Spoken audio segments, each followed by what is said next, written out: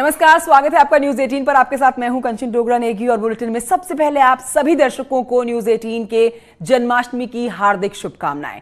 आइए आगाज करते हैं गर्मा गर्म खबरों का, जिसमें सबसे पहले आपको बताएंगे आज की सबसे दुखद खबर, बल्कि 2020 की सबसे दुखद खबर कही जाएगी। बॉलीवुड के लिए काला साल 2020, जिसमें एक और बड़ा झटका दे दिया है। अब संजय दत्त के कैंसर के बारे में पता लगा है। ये उनके फैंस के लिए बुरी खबर है। लास्ट स्टेज का ये उनका फेफड़ों का कैंसर है, जिससे संजय दत्त जूझ रहे हैं।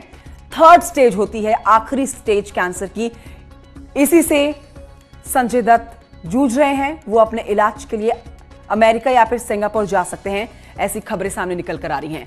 छाती में दर्द और सांस लेने में दिक्कत की शिकायत के बाद 8 अगस्त को मुंबई के लीलावती अस्पताल में उनको भर्ती करवाया गया था। उनका कोरोना टेस्ट हुआ, जिसकी रिपोर्ट नेगेटिव आई। 2 दिन अस्पताल में गुजारने के बाद वो 10 अगस्त को डिस्चार्ज होकर घर लौटे थे। और अब ये बुरी खबर उनके फैंस के लिए उनको निराश कर देगी कि अस्पताल से वापस लौटने के बाद उन्होंने इंस्टाग्राम पर जब ये पोस्ट शेयर किया, जिसमें उन्होंने अपने आप को पूरी तरह से ठीक नहीं है बताया, उन्हें मेडिकल ट्रीटमेंट की जरूरत है। संजय दत्त ने खुद इंस्टाग्राम पर यह पोस्ट शेयर किया।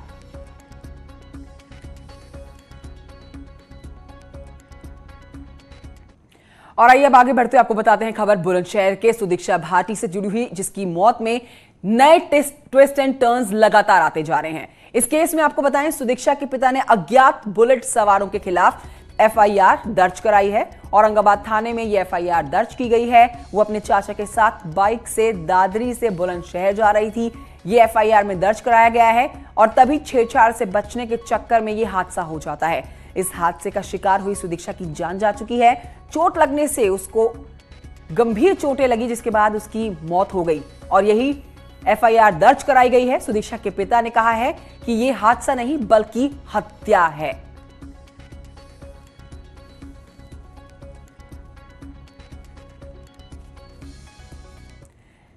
बढ़ते हैं आगे, खबर संभल की आप तक पहुंचाते हैं, जहां पर युवक की पिटाई हुई है। संभल में युवक की बेरहमी से पिटाई, भाई ने बहन के प्रेमी को लहूलुहान कर दिया है। हत्या की कोशिश की गई है और हत्या की कोशिश करने का आरोप गुन्नौर थाना इलाके की यह वारदात है, जिसमें गुन्नौर पुलिस ने रिपोर्ट नहीं लिखी है। ये एक और नया ट्विस्ट, जिसमें पुलिस रिपोर्ट नहीं लिखती है इतनी बड़ी वारदात के बाद। रजपुरा का मामला बता रही है पुलिस, तो पुलिस इस मामले को रफा दफा करती हुई नजर आ रही है। संभल का ये केस है, तस्वीरें आपके सामने हैं। इस युवक की बेरहमी से पिटाई की गई है। गांव वालों के साथ पुलिस की मौजूदगी देखी जा सकती है, लेकिन पुलिस ने रिपोर्ट नहीं लिखी, जिसको लेकर गांव वाले परेशान और पुलिस की कार्रवाई पर सवाल उठा रहे हैं।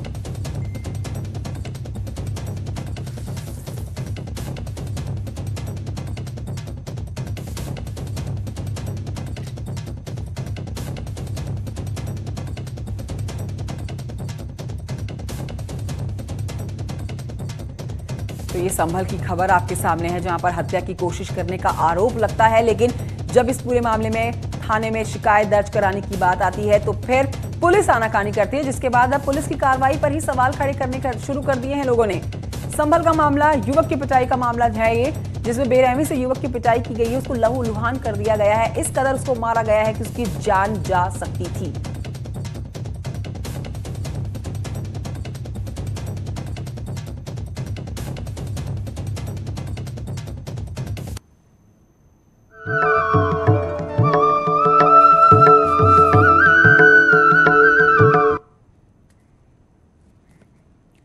हाथी घोड़ा पाल की, जय कन्हैया लाल की। अब आप देखेंगे हमारी खास पेशकश जय कन्हैया लाल की, और आप सबको भी जन्माष्टमी की ढेर सारी शुभकामनाएं। वैसे यही शब्द सुनाई दे रहे हैं, यही गाने हर तरफ सुनाई दे रहे हैं। कृष्ण जन्माष्टमी के इस महोत्सव में भक्त कृष्ण की भक्ति में जुटे हुए हैं। हालांकि इस बार कोरोना के चलते मंदिरों में बड़े आयोजन नहीं हो रहे हैं, फिर भी मथुरा में काशी तक कृष्ण जन्माष्टमी की धूम देखी जा रही है।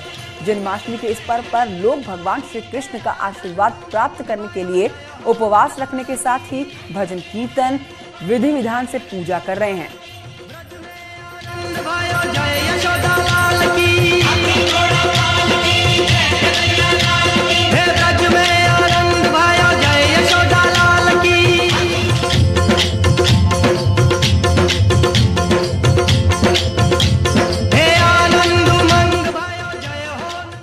उधर आइए आपको लिए चलते हैं नंदगांव, जहां के नंद बाबा मंदिर में जिनमें कृष्ण कन्हैया के मध्य रात्रि में हुआ ठाकुर जी का अभिषेक और महाआरती कर रहे हैं। कोरोना के चलते इस बार मंदिर में रहा सन्नाटा। सेवायत गोस्वामियों ने की है ढांडिन लीला कर बधाई दी है। आज सुबह बनेगा नंद महोत्सव। मैं यमुना पे सुने आई मैं अर जल रह गयो टकना टकना मैं बेदन में सुने आई। अरे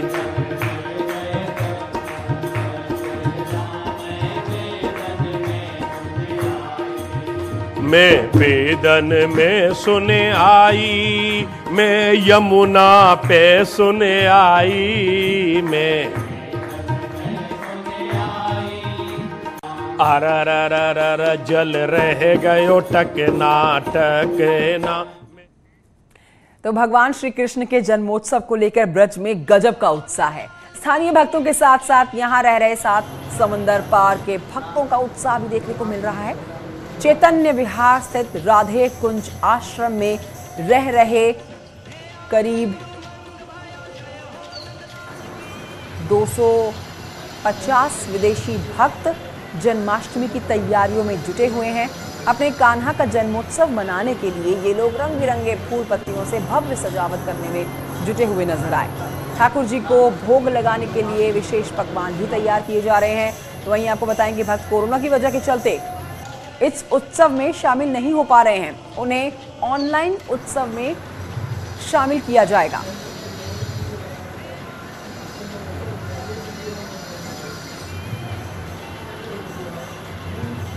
तो ये तस्वीरें आप देख रहे हैं, ये तस्वीरें मनमोहक तस्वीरें हैं। हालांकि कोरोना के चलते इस उत्साह में कमी देखी जा रही है। जहां पर भक्तों की भीड़ देखी जाती, भक्तों के अंदर उमंग, उत्साह, जोश, खुशी, नाचना गाना देखा जाता, वो तस्वीरें आप तक इस बार नहीं पहुंच पाएंगी। कोरोना के चलते कोरोना महामारी ने इस उत्साह में खलल जरूर डाला है, लेकिन एक तैयारी ये है कि भक्तों को ऑनलाइन दर्शन करवाए जाएंगे, ऑनलाइन इस उत्साह में शामिल किया जाएगा।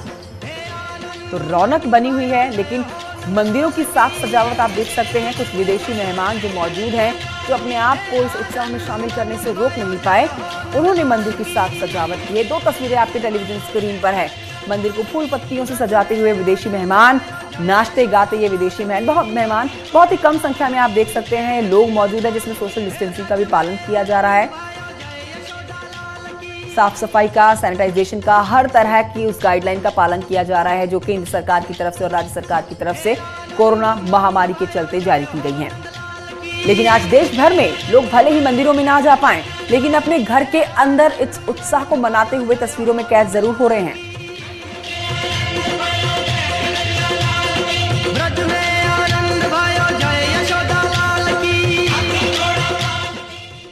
तो कान्हा की नगरी में मथुरा में आज श्री कृष्ण जन्मोत्सव बड़े ही आस्था के साथ मनाया जाएगा। लेकिन मथुरा के नंदगांव में भगवान का जन्मोत्सव मध्य रात्रि को मनाया गया और इस कार्यक्रम में कोई श्रद्धालु मौजूद नहीं रह सका।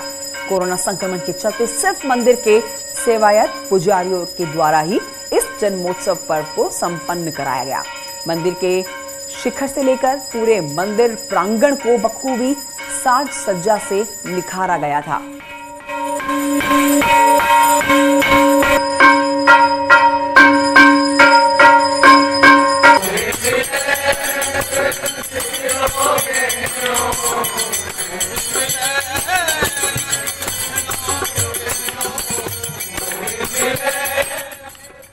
अब आपको इस बीच दिखाएंगे मुख्यमंत्री के पूजा पाठ की तस्वीरें। गोरखपुर स्थित आपको लिए चलते हैं गोरखनाथ मंदिर में, जहां पर हर साल की तरह इस बार भी धूमधाम से श्री कृष्ण जन्माष्टमी मनाई जा रही है। ये तस्वीरें आ गई हैं मुख्यमंत्री की, जहां पर भगवान श्री कृष्ण की पूजा अर्चना करते हुए तस्वीरों में कैद हुए।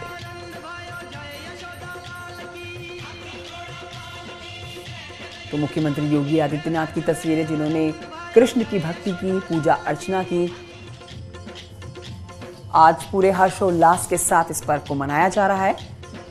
लोग मंदिर नहीं जा पा रहे हैं, लेकिन अपने अपने घर में ही इस उत्सव को मना रहे हैं। और एक तस्वीर मुख्यमंत्री योगी आदित्यनाथ की पूजा पाठ की।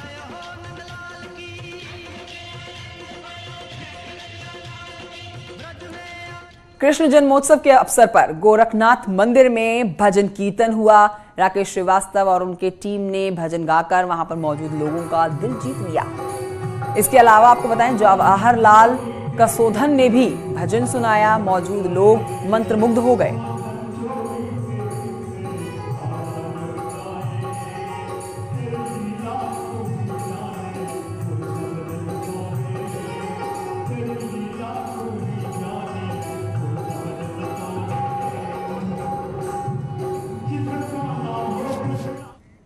आइए सीधा लिए चलते हैं आपको मेरे सहयोगी की तरफ और तस्वीरें और जानकारी के साथ मथुरा से अमित मेरे सहयोगी मौजूद हैं।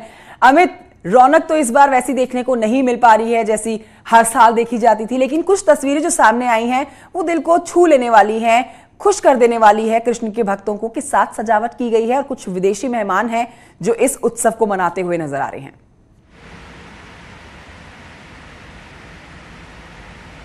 इसमें कोई दो राय नहीं है, कंचन की तस्वीरें खुश कर देने वाली हैं, मन को सुकून देने वाली हैं। इस वक्त हम श्री कृष्ण जन्मभूमि में ही खड़े हुए हैं और आपको बता दें कि बस मंगला आरती का समय यहाँ पर थोड़ी देर में शुरू हो जाएगा। तमाम मीडिया कर्मी यहाँ पर आ गए हैं। थोड़ी सी दिक्कत हुई सुबह सुबह अंदर प्रवेश करने में क्योंकि मीडिया के पास नहीं बन पाए हैं, लेकिन उन तमाम परेशानियों के बाद हम मंदिर के भीतर पहुँच चुके हैं क्योंकि न्यूज़ 18 के दर्शकों से हमने वादा किया था कि हम जन्माष्टमी की हर तस्वीर दर्शकों तक पहुँचाएँगे। हम अपने उस वादे को निभा रहे हैं और मैं अपने कैमरामैन नरेश से कहूँगा कि वो गर्भगृह की तरफ कैमरा घुमाएं ताकि आप देख पाएंगी कि अभी यहाँ पर गर्भगृह का जो पर्दा है वो लगा हुआ है। इसका सीधा मतलब ये है कि कान्हा जी अभी सो रहे हैं। वो अभी थोड़ी देर बाद उनको उठाया जाएगा और उठाने के साथ ही मंगला आरती होगी, मंगला भोग लगाया जाएगा जैसे कि परंपरा रही है यहाँ पर जन्मभूमि में कान्हा को उठाने की। तो तमाम तैयारियाँ पूरी हो चुकी हैं, पुजारी भी यहाँ पर तैयार हैं, बस कान्हा को जगाने उनको उठाने की तैयारी चल रही है। अमित, ये तस्वीरें बहुत खूबसूरत है, लेकिन कहीं ना कहीं जो कृष्ण भक्त हैं और अगर हम पूरे मथुरा नगरी की बात करें, उत्सव में शामिल ना होने का मन में खेद जरूर बना रहे होंगे। लेकिन ऐसी खबरें भी सामने आई अमित कि ऑनलाइन कृष्ण भक्तों को इस उत्सव में शामिल किया जाएगा। इस पर कुछ अपडेट?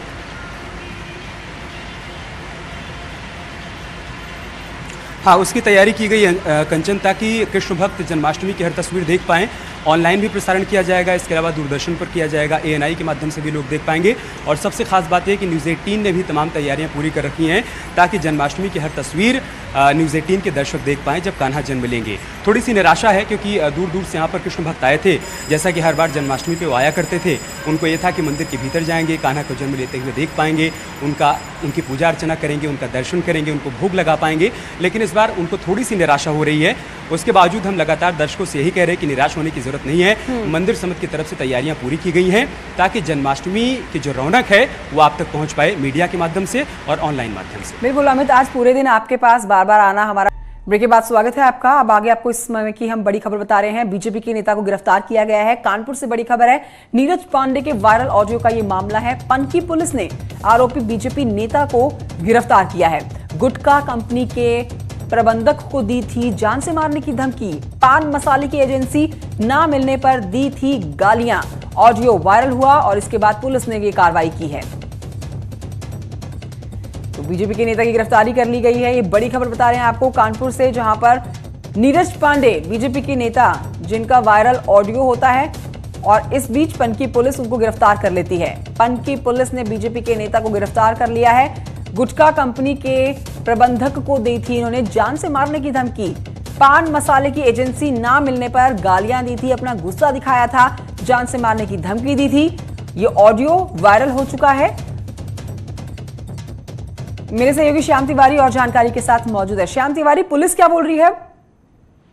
कंचन जी, देखिए जिस तरीके से मामला सामने आया, एक बीजेपी नेता कानपुर देहात का, और उसको एक मसाला गुटखा की फैक्ट्री की जरूरत थी और उसके लिए उसने अप्लाई किया था। और तमाम फॉर्मेलिटीज पूरी करने के बाद जब उसको फैक्ट्री का एजेंसी नहीं मिलती है तो किस तरीके से वो फैक्ट्री के महाप्रबंधक से बात करता है और उसको गाली गलौज करता है, यहाँ तक कि उसको जान से मारने की धमकी देता है, अपनी अप्रोच दिखाता है, बीजेपी के तमाम बड़े नेताओं का नाम लेता है। और इसके बाद जब ये ऑडियो वायरल होता है तो पहले दिन पुलिस इस पर कोई भी कार्रवाई नहीं करती है, लेकिन जब ये शिकायत करता पुलिस के पास जाता है, अपनी शिकायत करता है और पुलिस कोई कार्रवाई नहीं करती। लेकिन ये ऑडियो जब पूरी तरीके से वायरल होता है तब इस पर पुलिस एक्शन लेती है और पुलिस तत्काल मामला दर्ज करने के बाद पुलिस ने आरोपी बीजेपी नेता को हिरासत में ले लिया है, गिरफ्तार कर लिया है। बहुत शुक्रिया आपका श्याम तिवारी इस जानकारी के लिए।